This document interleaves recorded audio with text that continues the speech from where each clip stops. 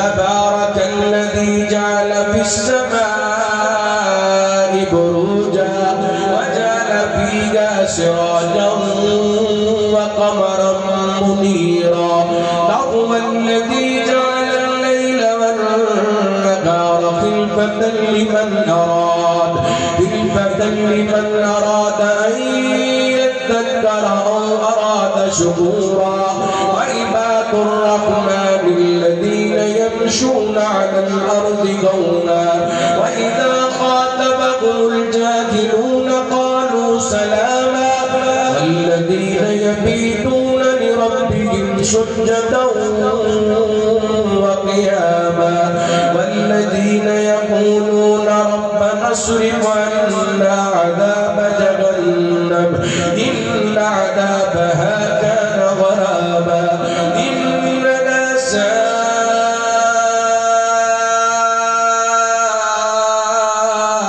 مستقرا ومقاما والذين إذا أنفقوا لم يسرفوا ولم يقتروا وكان بين ذلك قواما والذين لا يدعون مع الله إلها آخر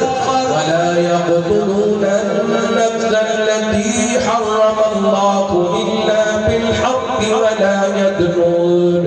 ومن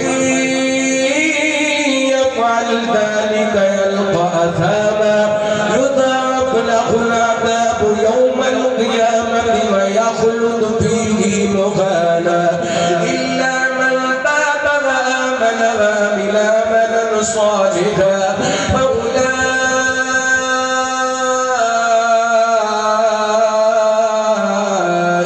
يبدل الله